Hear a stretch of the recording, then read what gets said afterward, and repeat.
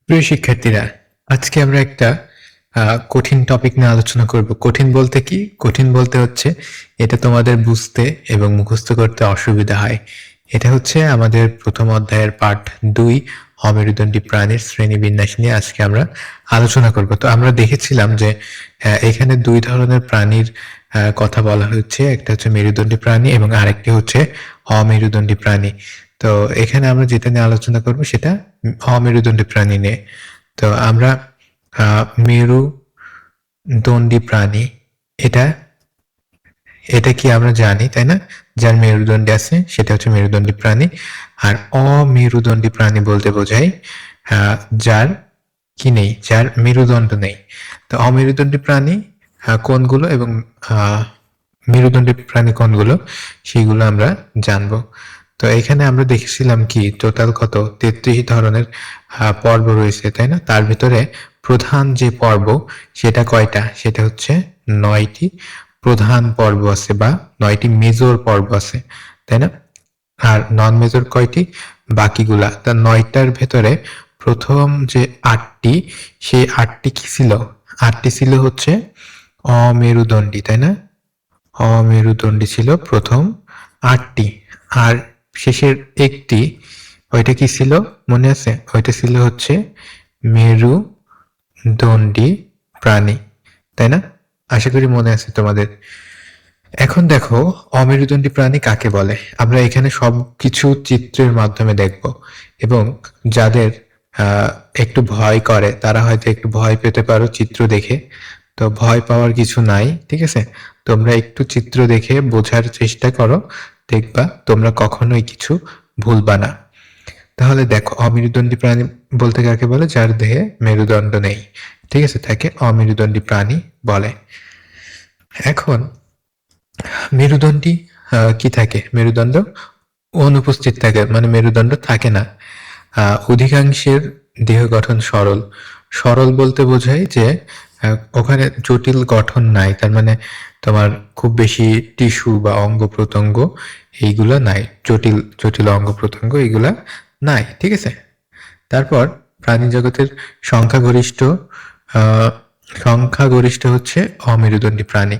তার মানে কি অমেরুদণ্ডীর সংখ্যা সবচাইতে বেশি। এখন সবচাইতে বেশি এই কারণেই কি দেখলে যে ৯টার ভেতরে ৮টি কি ৯টার ভেতরে ৮টি সব কি অমেরুদণ্ডী ছিল, তাই না?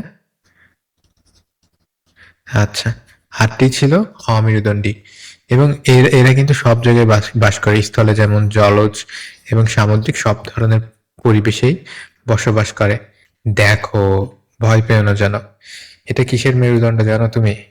তোমার তোমাদের ভিতরে একজন বলেছিলে যে সাপের মেরুদণ্ড হয় না, এই কারণে আমি দেখালাম যে সাপের কিন্তু কঙ্কাল আছে, তাই না? এই দেখো একটা সাপের কঙ্কাল। তো এই যে সাপের কঙ্কালের ভিতরে দেখো সাপের মেরুদণ্ড দেখতে পাচ্ছ? হ্যাঁ, সাপের মেরুদণ্ড আশা করি দেখতে পাইছো।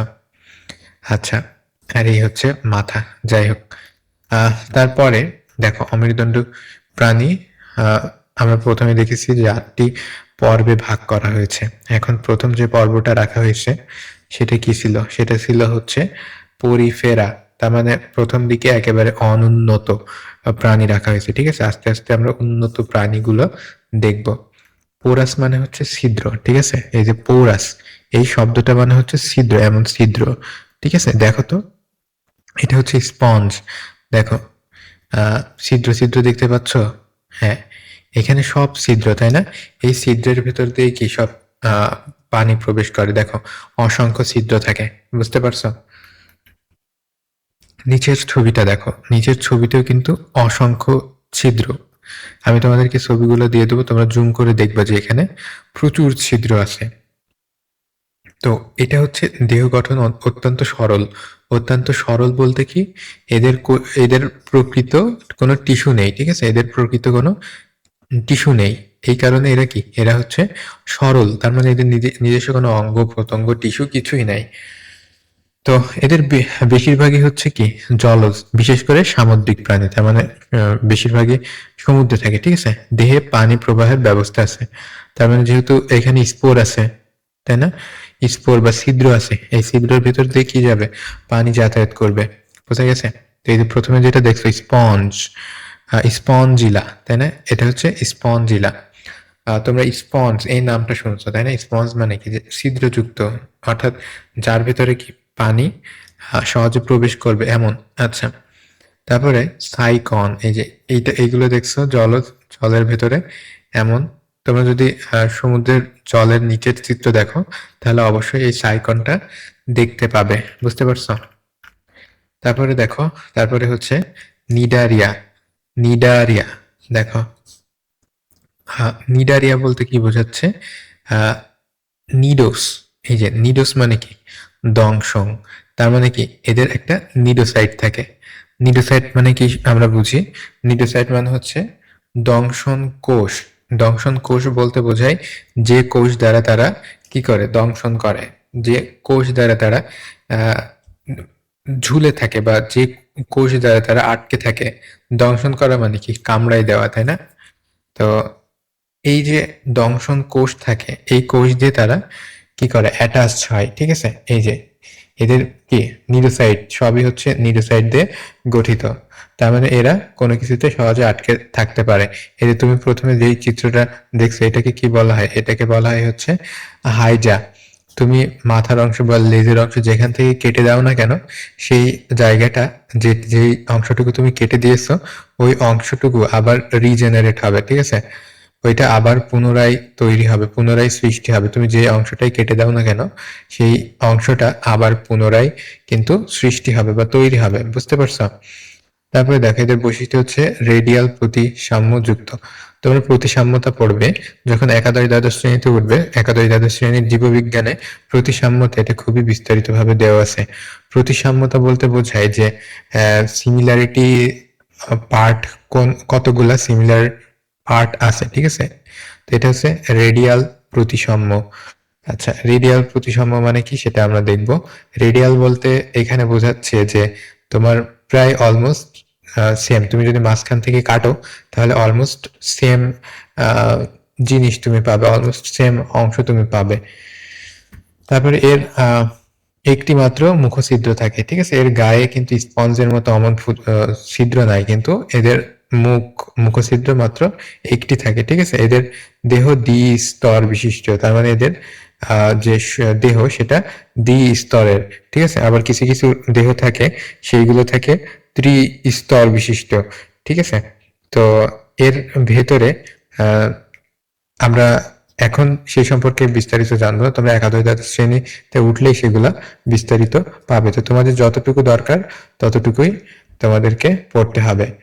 তো এর ভিতরে যে মায়োসিলিয়াম বা মায়োসিল আছে, সেটা সেটা এখন না জানলেও হবে। তো দেখো, শিকার ধরতে বা দংশন কোষ ব্যবহৃত হয়। ঠিক আছে, এই যে শিকার যে ধরে, তারা কি করে, প্রথমে শিকারের কোষে আর এদের যে দংশন কোষ আছে বা নিডোসাইট আছে, এটা দিয়ে শিকারকে তারা আঁকড়ে ধরে সেটাকে ভক্ষণ করে।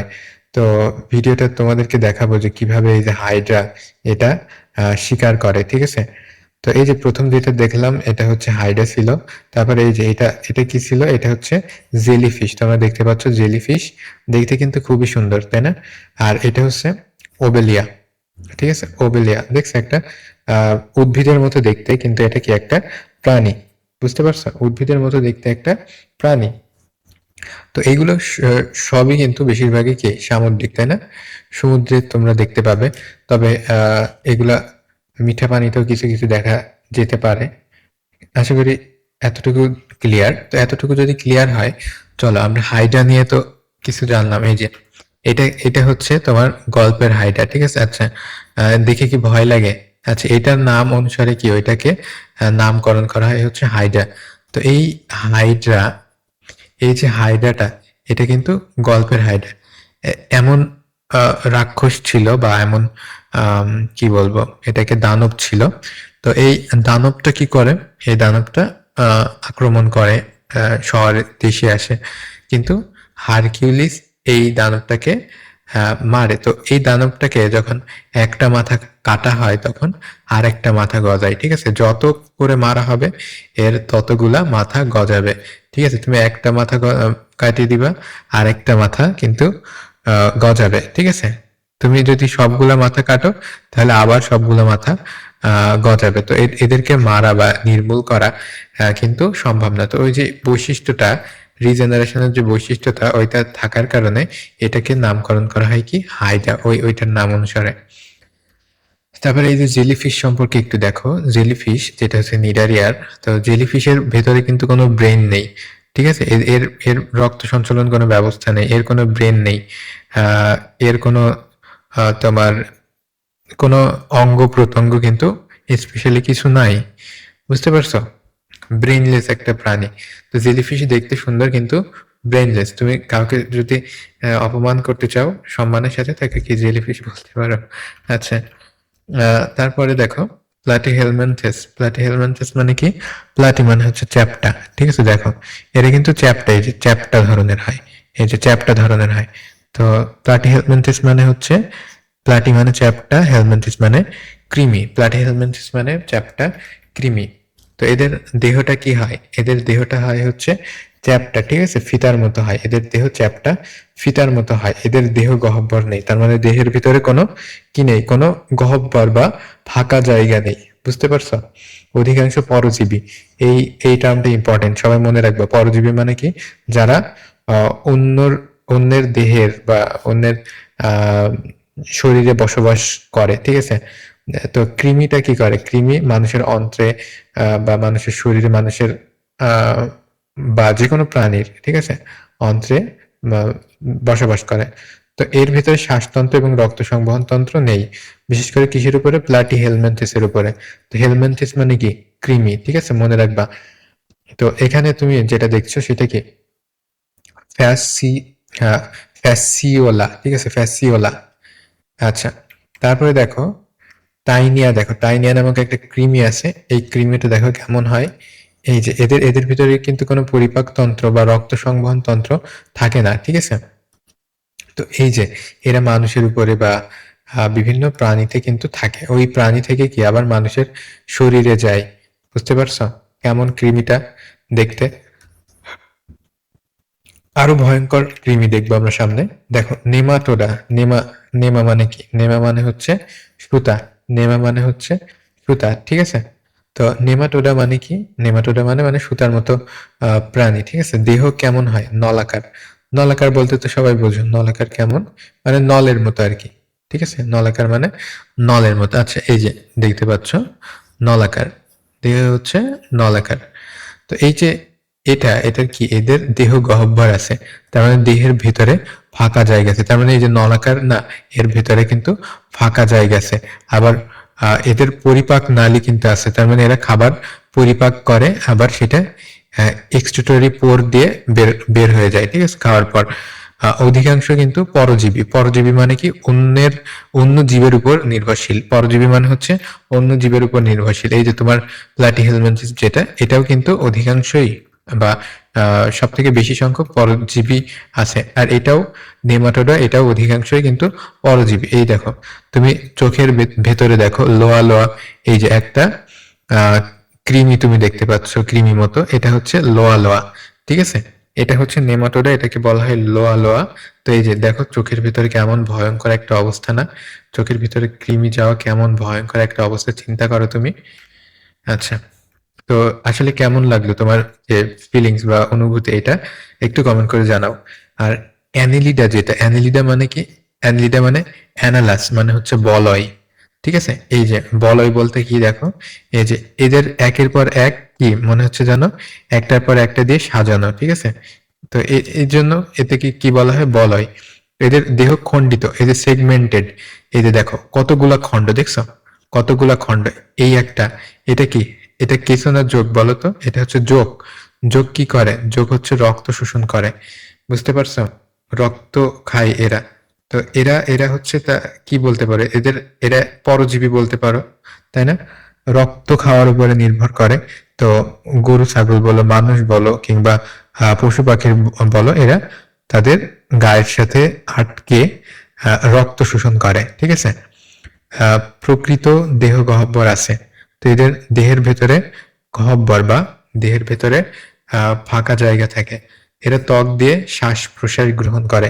এটা মনে রাখবে, কোন প্রাণী ত্বক দিয়ে শ্বাস প্রশ্বাস গ্রহণ করে বলতো? অ্যানেলিডা। এই দেখো অ্যানেলিডা কি করে? মনে রাখো, দেখে দেখে মনে রাখো। অ্যানেলিডা ত্বক দিয়ে শ্বাস প্রশ্বাস গ্রহণ করে। তো এদের কিন্তু নাক নাই। বুঝতে বুঝতে পারছো? এই যে কেঁচো, জোঁক, এদের কিন্তু নাক থাকে না। এদের সারা শরীর দিয়ে তারা কি করে? শ্বাস প্রশ্বাস গ্রহণ করে।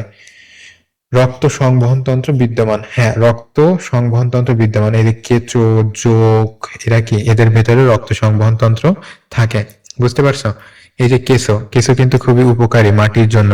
বুঝতে পারছো? মাটির উর্বরতা বৃদ্ধির জন্য কেঁচো খুবই খুবই উপকারী বা দরকারি। বুঝতে পারছো? কেঁচো ছাড়া কিন্তু মাটি ভালো থাকা অনেক কষ্টসাধ্য বা প্রায় অসম্ভব এখন। ঠিক আছে? তো কেঁচোর এটা এটা গুরুত্বপূর্ণ। দেখো, একটা মেয়ে তেলাপোকা দেখে চিৎকার করছে। কি এটা নিজেদের কথা কি মনে পড়ে যায়? তোমরা তেলাপোকা দেখে চিৎকার করো না? দেখো, তেলাপোকা দেখে চিৎকার করছে। তো এটাকে কি বলা হয়? এই জন্য এটাকে বলা হয় হচ্ছে আর্থপোডা। আর্থ মানে হচ্ছে সন্ধি, সন্ধিযুক্ত পা। তার মানে এদের পায়ে কি আছে? পায়ে সন্ধি আছে। দেখো, পায়ের ভিতরে কাটা কাটা কাটা কাটা কেমন সন্ধি থাকে। ঠিক আছে? তো এই যে সন্ধিযুক্ত এদের পা, এই জন্য এদেরকে কি বলা হয়?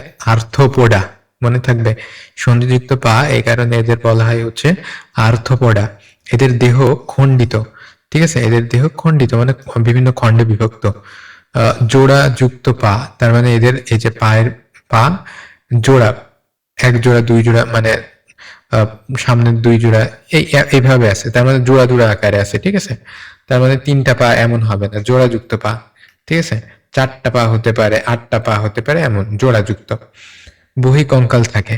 ঠিক আছে? এই যে তেলাপোকা, তেলাপোকার বাইরে কি বহিঃকঙ্কাল থাকে। এক্সোস্কেলেটন, ইংরেজিতে বলা হয় এক্সোস্কেলেটন। ঠিক আছে? প্রাণী জগতের সবচেয়ে বড় পর্ব এটা। বড় পর্ব বলতে কি বোঝায়? অধিকাংশ যত প্রাণী আছে সব কি পোকামাকড়। অধিকাংশই হচ্ছে পোকামাকড়। এই যে পৃথিবী, এই পৃথিবীতে অধিকাংশই কি সব পোকামাকড়। বুঝতে পারছো? এই জন্য বলা হয় কি সবই হচ্ছে আর্থ্রোপোডা, বা সব থেকে বড় পর্ব বলা হয় আর্থ্রোপোডাকে। তার মানে আর্থ্রোপোডার আন্ডারে সব থেকে বেশি প্রাণী রয়েছে।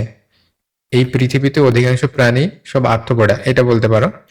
আচ্ছা, এটা হচ্ছে প্রাণী জগতের সবচেয়ে বড় পর্ব। দেখো তুমি এখানে, এখানে এখানে এটা কি? এটা কিসের চিত্র বলতে পারবা? এটা কিসের চিত্র? এত ভয়ঙ্কর একটা চিত্র কিসের? একটা দানবীয় মতো। দেখছো কত দানবীয় একটা মুখ? দেখেই কিন্তু ভয় লাগে। তোমাদের ভিতরে কিন্তু এখন অনেকে ভয় পাচ্ছ। বুঝতে পারছো কারা কারা ভয় পাচ্ছ? আর এই যাবৎ যতগুলো চিত্র দেখলা, সব থেকে বেশি ভয় পাইছো কোনটা দেখে বলবা। ঠিক আছে? তেলাপোকা দেখে নাকি পিঁপড়া দেখে নাকি দেখে বলবা। হ্যাঁ? তো এই যে পিঁপড়া দেখছো, পিঁপড়া কত ভয়ঙ্কর। তো যত ছোট ছোট প্রাণী আছে, ছোট ছোট প্রাণীগুলো কিন্তু এমনই ভয়ঙ্কর হয়। শুধুমাত্র আমরা বড় বলে, আমরা ওদের দেখতে পাই না বলে এমন মনে হয়, কিন্তু আমরা যদি তাদের সাইজে হতাম তাহলে তাদের দেখেই কিন্তু আমরা জ্ঞান হারাতাম। বুঝতে পারছো? আচ্ছা, আচ্ছা, আমরা সামুদ্রিক প্রাণী নিয়ে একবার আলোচনা করছিলাম যে সমুদ্রের নিচে অনেক বড় বড় প্রাণী থাকে যা আমরা দেখি না, কিন্তু ওইগুলা কি যা দেখি না সেগুলো আরো ভয়ঙ্কর। বুঝতে পারছো? তো আমাদের কাছে আনকমন যেগুলা সেগুলাই কিন্তু ভয়ঙ্কর মনে হয়। তো এই পিঁপড়া, তারপরে তেলাপোকা। তেলাপোকা নিয়ে কথা কি জানো? তেলাপোকা কিন্তু ডাইনোসরের আমল থেকে।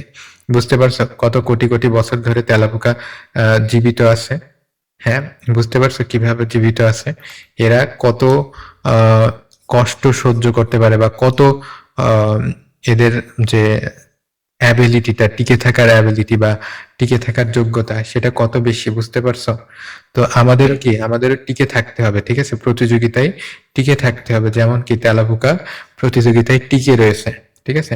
আর এই যে পিঁপড়া তুমি দেখছো, এই পিঁপড়াটা তুমি কি জানো এর সব থেকে শক্তিশালী প্রাণী হচ্ছে পিঁপড়া? পিঁপড়া কারণ তার নিজের যে ওজন বা নিজের যে আকৃতি, নিজের আকৃতি এবং ওজনের থেকে বহু বহু গুণ ভারী বা বস্তু তারা তুলতে পারে। বুঝতে পারছো? নিজের ওজনের থেকে ৬-৭ গুণ বেশি কিংবা তারও বেশি ভারী ওজন তারা তুলতে পারে।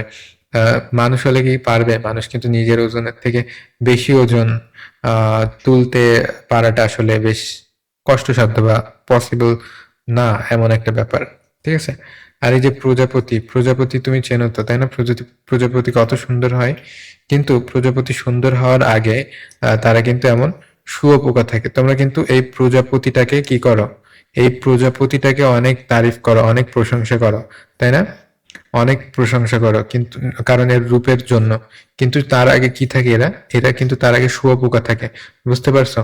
শুঁয়োপোকা বা কাটাপ্লাই থেকে তারা এমন অ্যাটাচ হয় কিসের সাথে, গাছের ডালের সাথে অ্যাটাচ হয়ে তারা কি করে, তারা এমন গুটিতে রূপান্তর হয় এবং সেখান থেকে তারা অনেক কষ্টে আহ, এটা ফুঁড়ে বের হয়ে আসে এবং একটা পূর্ণাঙ্গ প্রজাপতিতে রূপান্তরিত হয়, ঠিক আছে? এবং ওই পূর্ণাঙ্গ প্রজাপতিটা আবার কি করে, আবার যখন ডিম দেয় ওই যে ডিম থেকে আবার শুঁয়োপোকায় তৈরি হয়, বুঝতে পারছো? এদের যে জীবনটা সেটা কেমন, তাদের দুইটা জীবন, একই জীবনকালের ভিতরে দুইটা জীবন, তাই না? একটা হচ্ছে শুঁয়োপোকার জীবন, একটা হচ্ছে পূর্ণাঙ্গ প্রজাপতির জীবন। তো তোমাদের আহ ভিতরে অনেকেই দুর্বল আছো। তো দুর্বল থেকে তোমাকে শক্তিশালী হতে গেলে কি করতে হবে, একটা পর্ব পাড়ি দিতে হবে, এবং এই পর্বটা খুবই কষ্টসাধ্য, এবং এটাই হচ্ছে তোমার ক্লাস 8-এর পর্ব, বুঝতে পারছো? এই ক্লাস 8-এ তুমি যত বেশি কষ্ট করবা তত তুমি কি হবা, জিরো থেকে হিরোর দিকে যাবা, ঠিক আছে? মনে করো তোমার এই যাবৎ অনেক পিছনে ছিলা, কিন্তু তুমি যদি এই পর্বটা খুব ভালোভাবে পার করতে পারো বা খুব মনোযোগ দিয়ে পড়াশোনা করো, পরিশ্রম করো, তাহলে কিন্তু তোমার ভবিষ্যৎটা এভাবে পরিবর্তন হতে পারবে, ঠিক আছে? মলাস্কা মানে কি? মলাস্কা মানে হচ্ছে নরম। নরম বলতে কি বোঝায়? নরম বলতে বোঝায় এদের ভেতরের যে অংশটা সেটা নরম হয়, কিন্তু বাইরে কি থাকে, বাইরে হচ্ছে ওই নরম অংশটাকে আহ নরম অংশটাকে হেফাজত করার জন্য খোলস থাকে, ঠিক আছে? তো এদের দেহ নরম এবং অপরিবর্তিত। অপরিবর্তিত মানে বদলায় না বা চেঞ্জ হয় না এমন, ঠিক আছে? অধিকাংশ খোলস থাকে, তার মানে অধিকাংশ উপরের যে অংশটা ওইটা দিয়ে কি আবৃত রাখে, যেমন শামুক, ঝিনুক, ঠিক আছে? এই যে ঝিনুক তোমরা দেখতে পাচ্ছ, তুমি জানো যে ঝিনুকের বাইরে কত কঠিন থাকে। তারপর শামুকের দেহের উপরে যে শক্ত আবৃত অংশ থাকে সেটাকে কি বলা হয়, সেটা সেটা খোলস, তাই না একটা? তারপর পেশিবহুল পা দ্বারা চলাচল করে, এই যে এদের কিন্তু পেশিবহুল পা আছে, ঠিক আছে? এইটা দ্বারা তারা চলাচল করে, তোমরা দেখেছো নিশ্চয়ই। শামুক এটা, আবার ঝিনুকও তোমরা অনেকে দেখেছো, ঝিনুকের ভিতরে মুক্ত হয়, এবং মুক্ত হওয়াটা এটা কিন্তু অনেক কষ্টকর একটা প্রসেস এই ঝিনুকের জন্য, ঠিক আছে? এর ভিতরে তুমি যখন আহ মুক্ত যারা চাষ করে তারা দেখবা যে কিভাবে চাষ করে। তো এটা এদের জন্য, ঝিনুকের জন্য প্রচুর বেদনাদায়ক, প্রচুর কষ্টদায়ক, ঠিক আছে? এটা তৈরি করা। তো আমরা মানুষরা কি করছি, তাকে কষ্ট দিয়ে আহ এগুলো তৈরি করছে, এগুলো উৎপাদন করছে, তাই না? আচ্ছা, একাইনোডার্মাটা, একাইনোডার্মাটা মানে হচ্ছে কাটা, ডার্মা মানে হচ্ছে ত্বক। একাইনোডার্মাটা তার মানে কাটা, কাটাযুক্ত ত্বক, বুঝতে পারছো? এই যে তুমি তুমি স্টার ফিশ দেখছো, তাই না? তারা মাছ দেখছো, তারা মাছের কি, তারা মাছের গায়ে সব দেখো কেমন কাটা কাটা কাটা কাটা। তো এটা হচ্ছে একাইনোডার্মাটা। একাইনো, একাইনো মানে হচ্ছে কাটা, ঠিক আছে? ডার্মা মানে হচ্ছে ত্বক, ত্বক, মনে থাকবে। ডার্মালজিস্ট মানে কি, যারা ত্বক বিশেষজ্ঞ। ডার্মা মানে হচ্ছে ত্বক। তারপর এদের দেহ কাটা, সেটা তো তোমরা বুঝতেই পারছো, দেহ কাটা। এবং শুধু সামুদ্রিক, এরা কিন্তু শুধু সামুদ্রিকই হয়, অন্যান্য কোনো প্রাণী হয় না, ঠিক আছে? তারপরে কি, জলবাহী তন্ত্র থাকে, তার মানে এদের ভেতরে, ভেতরে কি থাকে, জল থাকে, ঠিক আছে? প্রাপ্তবয়স্ক রেডিয়াল প্রতিসাম্য। রেডিয়াল প্রতিসাম্য বলতে কি বোঝায়, তুমি যদি মাঝখান থেকে কাটো তাহলে প্রায় সেম ধরনের আহ অংশ তুমি দেখতে পারবে, ঠিক আছে? মাঝখান থেকে যদি কাটো সেম ধরনের অংশ তুমি দেখতে পারবে। তো এদের ভিতরে আছে তারা মাছ। এই যে তারা মাছ তোমরা দেখতে পাচ্ছ, কত সুন্দর, তাই না? কত সুন্দর নাকি ভয়ঙ্কর? আচ্ছা, এর ভেতরে কিন্তু কোনো ব্রেন নাই, বুঝতে পারছো? আমি একদিন জিজ্ঞাসা করছিলাম না, ব্রেনলেস প্রাণী কোনগুলো বলো তো? তো এর ভিতরে কিন্তু কোনো ব্রেন নাই।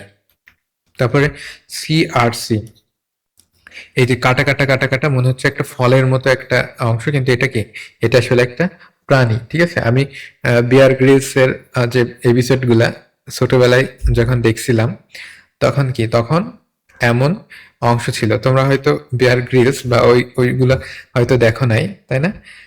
ডিসকভারি চ্যানেলে হতো, তো ওখানে কিন্তু এগুলা পেয়ে যাবে। তো চলো আমরা এক কথায় আমরা পড়ে নিই। ছিদ্রযুক্ত দেহ কার ছিল? পরিফেরার। এটা খুবই গুরুত্বপূর্ণ, একদম মুখস্থ থাকতে হবে, ঠিক আছে? দংশন কোষ ছিল কার? নিডারিয়ার, তাই না? আমরা হাইডে দেখছিলাম। তারপর চ্যাপ্টা কৃমি, প্লাটি হেলমেন্থিস। হেলমেন্থিস মানে কি, কৃমি। নলাকার কৃমি মানে নেমা টোডা মানে সুতার মতো, ঠিক আছে। খণ্ডিত দেহ মানে অ্যানেলিডা, ওই যে কেঁচো দেখছিলা। তারপরে জোড়া যুক্ত পা, আর্থপোডা, তার মানে কি, তার মানে হচ্ছে পোকামাকড় যেগুলা বেশিরভাগ, সেইগুলা কি আর্থপোডা। আর্থপোডা কি সব থেকে বড় প্রাণী, মানে সরি, আর্থপোডা হচ্ছে সব থেকে বেশি, তাই না, সংখ্যা সব থেকে বেশি। নরম দেহ, মলাস্কার হচ্ছে নরম দেহ, কিন্তু কি আবার আবরণী, শক্ত আবরণী থাকে, তাই না। কাঁটাযুক্ত বা সামুদ্রিক মানে কি একাইনো ডারমাটা, একাইনো ডারমাটা, একাইনো মানে কি কাটা, আর কাঁটাযুক্ত, ডারমাটা মানে দেহ। বোঝা গেছে? একাইনো ডারমাটা মানে কাঁটাযুক্ত দেহ। আশা করি বোঝা গেছে যে অমেরুদণ্ডী প্রাণীর যে এত শ্রেণী বিভাগগুলা, এগুলো আশা করি তোমরা সবাই খুব ভালোভাবে বুঝতে পেরেছো। তো এই যে এইগুলোর ভিতরে সব থেকে বেশি সংখ্যক কার, আর্থপোডার। তার মানে আমরা যে কয়টা, আমরা 33টার ভিতরে কয়টা দেখলাম বেশি, সব থেকে বেশি আছে, সব থেকে বেশি আছে 9টা, তাই না, 9টা। 9টার ভেতরে আবার 8টাই কি, 8টাই হচ্ছে অমেরুদণ্ডী, আর একটা মাত্র হচ্ছে, সেটা হচ্ছে মেরুদণ্ডী। আর 8টার ভিতরে একটা যেটা সব থেকে বেশি, সেটা হচ্ছে আর্থপোডা। বুঝতে পারছো? 8টার ভিতরে একটা যেটা বেশি, সেটা হচ্ছে আর্থপোডা। আচ্ছা, তো ধন্যবাদ সবাইকে। যদি শেষ পর্যন্ত দেখে থাকো তাহলে কনগ্রাচুলেশনস, তুমি অনেক কিছু জেনেছো, এবং কমেন্ট করে জানাও যে আমি শেষ পর্যন্ত দেখেছি।